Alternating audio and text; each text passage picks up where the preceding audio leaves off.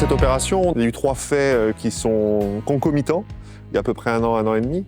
C'est que nous avons des obligations réglementaires pour les bâtiments tertiaires de faire des économies d'énergie à l'horizon 2030, de 40% sur tous les bâtiments tertiaires de plus de 1000 m². Ce collège en fait partie. Et donc un audit est en cours sur l'ensemble des établissements du département de la Dordogne. Il y a 38 collèges plus d'autres bâtiments.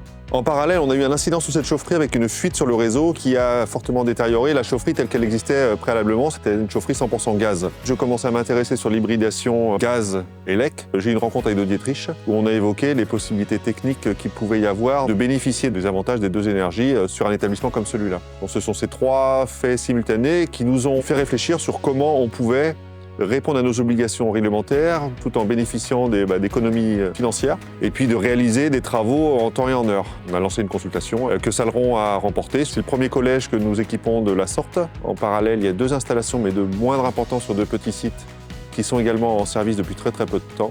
Et nous avons, avec Dietrich puis avec notre futur exploitant, pris la décision d'instrumenter fortement cette installation pour voir si ce qui était prévu initialement en termes de bénéfices énergétiques sera bien au rendez-vous. Donc on va laisser passer cet hiver et à la fin de cet hiver, on en saura un peu plus sur les performances énergétiques réelles de cette installation. Si celles-ci sont au rendez-vous, je pense qu'elles le seront, nous prévoyons à l'horizon 2024 et 2025 d'équiper 6 chaufferies supplémentaires sur des installations de ce type-là. Lorsqu'on a lancé l'appel d'offres, en fait, l'hybridation était une option. Et financièrement, c'est un surcoût de 50%, mais qui est théoriquement, mais ça on le verra à l'usage, vite rentabilisé sur les premières années d'utilisation de ces nouveaux équipements. 3 pompes à chaleur monobloc moyenne température collective, les MMTC. Donc là, on a une cascade de 3 packs de 40 kW chacune qui vont fonctionner en cascade et en hybridation avec la chaudière. Nous nous retrouvons ici en chaufferie, où nous avons en complément des pompes à chaleur une chaudière type C640-700, donc de 700 kW, et un gestionnaire d'énergie qui va optimiser en fonction des performances, soit le fonctionnement des pompes à chaleur, soit le fonctionnement de la chaudière. Nous avons dimensionné donc les pompes à chaleur à hauteur de 20% des déperditions, ce qui va avoir un taux de couverture de 50%.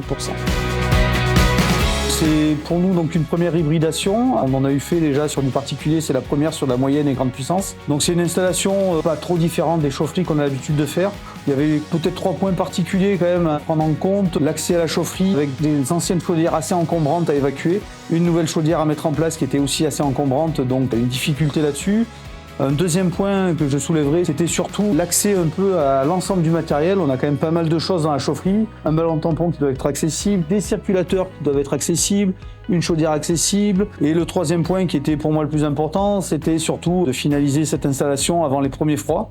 Donc on a scindé l'installation en 2. 1 mois et demi de travaux sur la partie chaudière, on pourra le voir sur le schéma de principe, et 1 mois de travaux sur la partie pompe à chaleur. L'installation était quand même assez simple au niveau schéma hydraulique. On a pu isoler par 2 vannes la partie pompe à chaleur de la partie chaudière. L'hybridation de chaufferie, ça correspond tout à fait à ce que GRDF préconise dans le cadre de la décarbonation des installations, de la production de chauffage, assurer la base par de l'électricité et puis la pointe grâce au réseau de gaz naturel, en attendant bien sûr l'arrivée de plus de biométhane d'ici quelques années.